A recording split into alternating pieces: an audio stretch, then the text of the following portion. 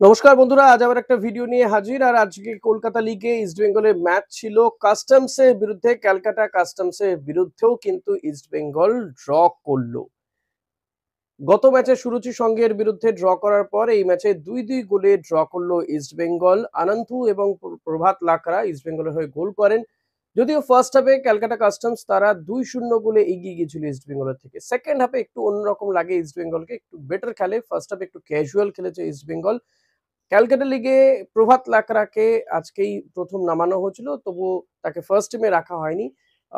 তবে আজকের এই ম্যাচ খেলার পরে কিন্তু ইস্টবেঙ্গল একের পর এক ম্যাচ ড্র করাতে কিছুটা হতাশা বাড়ছে। ইস্টবেঙ্গল গতবার যেখানে শেষ করেছিল, প্রথম ম্যাচটা খেলার পর মনে হয়েছিল যে সেখান থেকেই তারা শুরু করেছে, ৭ গোল দিয়েছিল। কিন্তু তারপর দেখা যাচ্ছে ইস্টবেঙ্গল একের পর এক ড্র করে ফেলছে। ফলত এবারে এই ক্যালকাটা লিগ নিয়ে ইস্টবেঙ্গল, আমি জানি না, যদিও এখনো বহুত খেলা বাকি, অনেকগুলো অনেক দূর দৌড়তে হবে। তবে এখনো ঠিক তালমিল বলুন বা ফিটনেস বলুন, এখনো সেই লেভেলে আসেনি ইস্টবেঙ্গলের এই আ রিজার্ভ টিমটা। এখন দেখা যাক যে পিভি বিষ্ণু বা ডেভিডরা কবে এই টিমটার সঙ্গে জয়েন করে বা তাদেরকে আদৌ খেলানো হয় কিনা। জয়েন করলে তখন কিন্তু ইস্টবেঙ্গলকে অন্য রূপে দেখা যাবে। তবে রিজার্ভ বেঞ্চের ফুটবলাররা, জুনিয়র ফুটবলাররা কিন্তু খুব একটা মন ভরাতে পারছে না। আজকের এই খেলা থেকেও কিন্তু সেটাই মনে হলো। জানি আপনাদের হয়তো কারো, কারো মন ভালো নেই, মন খারাপ। কিন্তু মন খারাপ করে কোনো লাভ নেই। এটাই ভারতীয় ফুটবল। এখন ভারতীয় ফুটবল যাদের দায়িত্বে, তারা যে কি করছেন আমি জানি না। তাদের তো ইমিডিয়েটলি আমার মনে হয় পদত্যাগ করা উচিত। কারণ গতকালই এফএসডিএল জানিয়ে দিয়েছিল যে তারা এবছর আইএসএল করার মতন অবস্থায় নেই। অর্থাৎ আইএসএল আপাতত স্থগিত।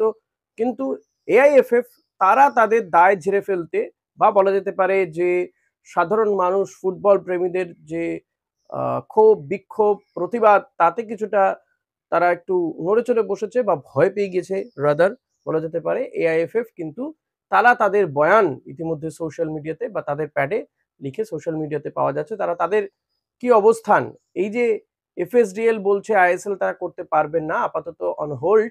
তো এক্ষেত্রে কি আদৌ এআইএফএফ এর কোনো দায় আছে? অন্তত দায় ঝেড়ে ফেলার একটা চেষ্টা এএফএফ করেছে বলে জানা যাচ্ছে। তারা ইতিমধ্যেই তাদের বিজ্ঞপ্তি জারি করে জানিয়েছে যে না বাবা, এতে আমাদের কোনো দায় নেই, সব দায় হচ্ছে সুপ্রিম কোর্টের। সুপ্রিম কোর্ট আমাদের বর্তমান কমিটিকে কোনো কাজ করতে দিচ্ছে না। আমরা বহুবার মিটিং করার চেষ্টা করেছিলাম, অন্তত ৩ বার তো বসেই ছিলাম এফএসডিএল এর কর্মকর্তাদের সঙ্গে, কিন্তু সমাধান সূত্র বেরিয়ে আসেনি। ফলত নতুন করে কোনো কন্ট্রাক্ট সাইন হয়নি। আর এর জন্য তো সুপ্রিম কোর্টের দায়ী। সুপ্রিম কোর্ট আমাদেরকে কাজ করতে দিচ্ছে না।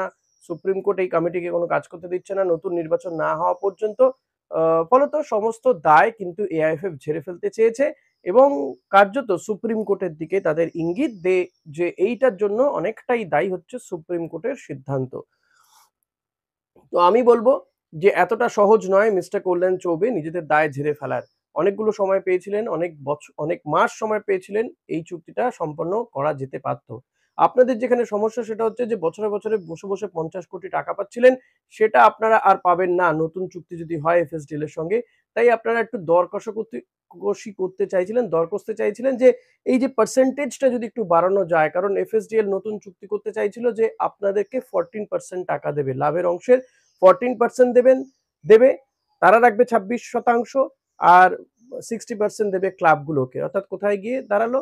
40-60 রেশিওতে। অর্থাৎ ক্লাবগুলোর এখানে পার্সেন্টেজ বেশি, আপনাদের পার্সেন্টেজ সবচেয়ে কম হচ্ছিল। তাই আপনারা চাইছিলেন যে না, এখানে পার্সেন্টেজটা একটু বাড়ানো হোক। ঠিক আছে বাবা, ৫০ কোটি না হয় অন্তত বছরে যদি ৩০ কোটিও হয়, তাই না মিস্টার কল্যাণ চৌবে? তো কল্যাণবাবু, আপনি বোধহয় বুঝতে পারেননি যে এরা আম্বানি গোষ্ঠী, হ্যাঁ? এত সহজ নয়। আপনি খেলাবেন আর তারা খেলবেন, এতটা সহজ নয়। দিনের শেষে তারা কিন্তু ব্যবসা বোঝেন, ব্যবসায়ী। তো আপনি কোনটাই বোঝেন না, এটা বোঝা গেল। ফুটবলটাও যে বোঝেন না আর ব্যবসাটাও যে ভালো করে বুঝতে পারেন না, সেটা বোঝা গিয়েছে। তাই না? কারণ আপনি এআইএফএফ কে কার্যত বেচে দেওয়ার চেষ্টা করেছিলেন বা বেচে দিচ্ছেন। আ লাঠে তুলে দেওয়ার জন্য যা, যা করণীয় সব করে নিয়েছেন। তো প্লিজ আপনি এবার স্টেপ ডাউন করুন, বা মানে আমি জানি না নির্বাচনের জন্য অপেক্ষা এখনো করবেন নাকি একটু ছাড়বেন, গদি ছেড়ে দিন। প্লিজ নতুন কাউকে আসতে দিন, বা নির্বাচনটা যাতে ত্বরান্বিত হয় সেই চেষ্টা করুন বরং। ছেড়ে দিন, আপনার দ্বারা এটা হবে না। সবার দ্বারা তো সবকিছু হয় না, মেনে নিন। যেমনভাবে আপনি ইলেকশনে জিততে পারেননি কোনো বছরই, তো এবারও পারলেন না। মানে এই ধরনের বিষয়টা তো পারলেন না। আপনার পেছনে যদি বিজেপির ব্যাকআপ না থাকতো, আপনি কোনোদিনই ভারতীয় ফুটবল ফেডারেশনের প্রেসিডেন্ট হতে পারতেন না। কোটি কোটি টাকা নয়ছয়ের অভিযোগ রয়েছে আপনার বিরুদ্ধে, কিন্তু এখনো কেউ কোনো তদন্ত করে না, যেহেতু আপনার মাথার উপরে হাত রয়েছে কারো। তো প্লিজ স্টেপ ডাউন করুন। ভারতীয় ফুটবলে যা সর্বনাশ করা করে ফেলেছেন, এর থেকে বোধহয় আর কিছু খারাপ হতে পারে না। বাইচুং ভুটিয়া অনেকদিন আগেই বলেছিলেন, আমরাও অনেকবার বলেছি, কিন্তু আমি জানি না ভারতীয় জনসাধারণ কবে জাগবেন। ভারতীয় ফুটবল বলে কিছু ছিল একটা সময়, পিকে ব্যানার্জি, চুনি গোস্বামীদের আমলে, সেই ঐতিহ্য গৌরব আজ ভুলুণ্ঠিত। আজ আমরা পেছোতে পেছোতে কোথায় এসেছি? 133-এ। আগামী দিনে হয়তো 160-70-ও চলে যেতে পারি। বাংলাদেশ আমাদের আগে চলে আসবে। তো প্লিজ কল্যাণ চৌবে বাবু, আপনি একটু সরে দাঁড়ান। ঠিক আছে, আইএসএল যদি না হয়, আপনারা তো আজকে উচিত ছিল যে বিকল্প একটা আপনাদের রেডি রয়েছে, যে আমরা আইএসএল দরকার নেই আমাদের, আমরা এই লিগ করব। সেটা তো বলতে পারলেন না। বললেন কি, যে আমরা এর সঙ্গে আমাদের কোনো দায় নেই। এটাই কার্যত বলেছেন। দেখুন দেখুন, আপনারাও দেখুন যে চিঠিটা বা যে বিজ্ঞপ্তি এআইএফএফ পক্ষ থেকে জারি করা হয়েছে।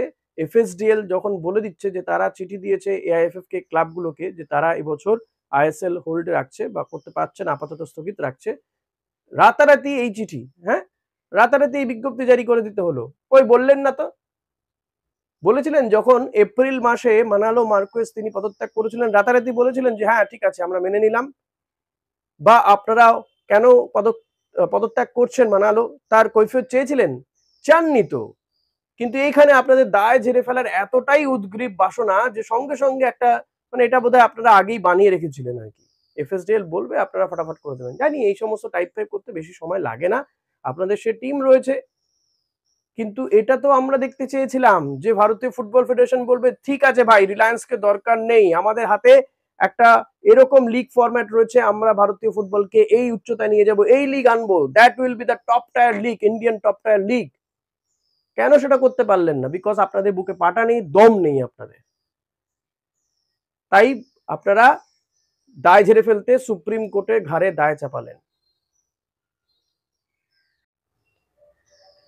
ভাবলেন সুপ্রিম কোর্টের ওপরে দায় চাপিয়ে দিলেই বোধহয় পার পাওয়া যাবে। এতটা সহজ হবে বলে আমার মনে হচ্ছে না। কিন্তু ভারতীয় ফুটবল প্রেমীরা এত সহজে আপনাদেরকে ছাড়বে না। Be aware of that. এই 26-এর নির্বাচনে আপনি হয়তো আবার ক্যান্ডিডেট হবেন, সাধারণ নির্বাচনে, বিধানসভা নির্বাচনে ভোট চাইতে আসবেন। বুঝতে পারছেন তো কি হবে? এই বাংলায় কিন্তু সবচেয়ে বেশি ফুটবল প্রেমীরা থাকেন।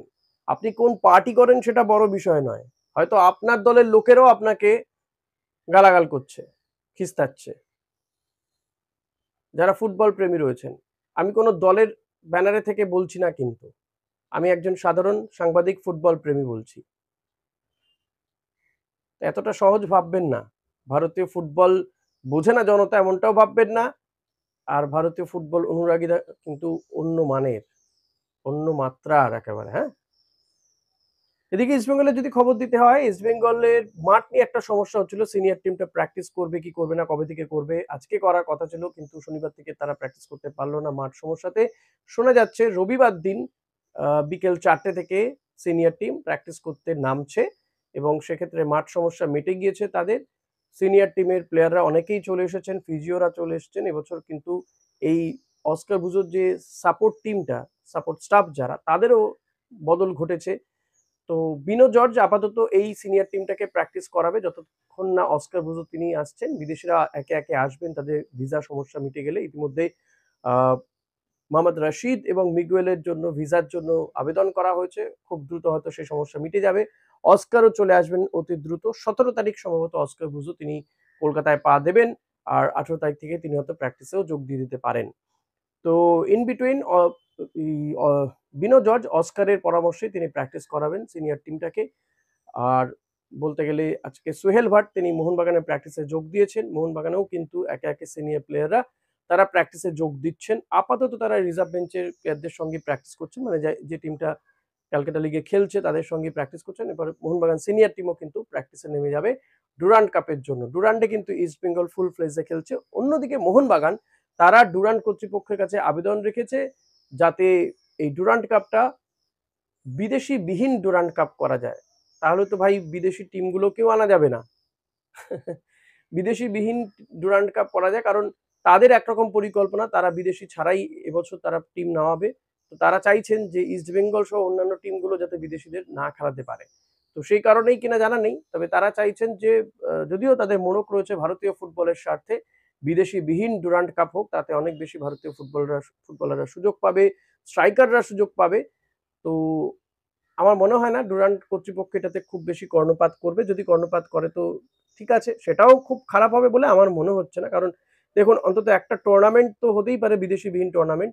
তো কিন্তু যেটা বড় বিষয়, বিদেশি যদি মানে এই ৪ জন ৫ জন ৩ জন বিদেশিকেও অ্যালাউ না করে, তাহলে ডুরান্ড কাপের এমনিতেই জৌলুস এবছর অনেকটাই কম থাকবে। কারণ আইএসএল এর একের পর এক টিম তারা বলে দিয়েছে খেলবে না। তারপর যদি বিদেশিদেরকেও তারা এখানে সেন্সর করে দেয়, তাহলে কিন্তু খুব মুশকিলে পড়ে যাবে। তাহলে এই ডুরান্ড কাপ দেখতে আর মাঠে কেউ যাবে বলে তো আমার মনে হয় না। বা মাঠে গেলেও খুব কম সংখ্যক মানুষ যাবে। টিভি স্বত্ব বেচতে পারবে কিনা সন্দেহ আছে। এই সমস্ত অনেক জটিলতা রয়েছে। তো দেখা যাক ডুরান্ড কর্তৃপক্ষ বিষয়টা নিয়ে কিভাবে কি সিদ্ধান্ত নেয়। হ্যাঁ, কিছুটা কমানো যেতে পারে, হয়তো সংখ্যাটা কমানো যেতে পারে। বিদেশি বিহীন ডুরান্ড কাপ একেবারে হওয়া আমার মনে হয় যেটা অবাস্তব প্ল্যানিং। তাহলে কিন্তু এই টুর্নামেন্টটার জৌলুস, এই শতাব্দী প্রাচীন টুর্নামেন্টটার জৌলুস আরো কমবে, তাই না? তো আমি বলবো যে সেটা হওয়া কখনোই কাম্য নয়। আমি চাই যে মোহনবাগানও তারা তাদের ফুল টিমটা নিয়ে ডুরান্ড কাপ খেলুক। তাই তো টুর্নামেন্টে একটা প্রতিযোগিতাটা সমান সমান হয়, ভালো একটা প্রতিযোগিতা হয়, তাই না? একটা টুর্নামেন্ট যখন, তাকে হালকাভাবে নেওয়ার তো কোনো কারণ নেই। তো আইএসএল যদি না হয়, ফেডারেশনে কোনো প্ল্যানিং আছে বলে তো অন্তত আজকে দেখা গেল না। ভবিষ্যতে আছে কিনা জানি না, ভবিষ্যতে জানাবে তারা। তারা যদি ফেডারেশন কাপটাকে অন্যভাবে করতে চায় সেটাও, কারণ তারা বলেছিল যে এবছর থেকে আবার ফেডারেশন কাপ চালু হবে। তো দেখা যাক কি হয়। তবে আমি কিন্তু আশা করছি, বা আমার এখনো পর্যন্ত মনে হয় যে নতুন কমিটি যদি সেপ্টেম্বরের মধ্যে ঠিকঠাক হয়ে যায়, নতুন প্রেসিডেন্ট যদি কেউ আসে, তিনি কথাবার্তা বলে আইএসএল কর্তৃপক্ষ মানে এফএসডিএল এর সঙ্গে কথাবার্তা বলে হয়তো আইএসএল এবছর হবে। সেটা হয়তো পেছবে। এটা অবভিয়াস যে এবছর আইএসএল অক্টোবর নভেম্বরেও পিছিয়ে যেতে পারে যদি হয়। তো সেক্ষেত্রে হয়তো সিঙ্গেল লেগ আইএসএল হবে। কিন্তু আইএসএল হবে। না হলে কিন্তু ক্লাবগুলো খুব সমস্যায় পড়বে, লাইসেন্সিং এর সমস্যায় পড়বে। তো ক্লাব, ইনভেস্টর এদের প্রেশারও কিন্তু রয়েছে এফএসডিএল এবং এআইএফএফ এর উপরে। এই সমস্ত প্রেশার কিভাবে তারা রিলিজ করে সেটা অতি অবশ্যই আমাদেরকে দেখতে হবে, আর আপনাদের দেখতে হবে আমার এই চ্যানেলটা। প্লিজ সাবস্ক্রাইব করে নেবেন যারা এখনো পর্যন্ত সাবস্ক্রাইব করেননি। ভিডিওটা ভালো লাগলে লাইক, কমেন্ট, শেয়ার করবেন, আর প্রতিবাদটা যেন জারি থাকে। Thank you.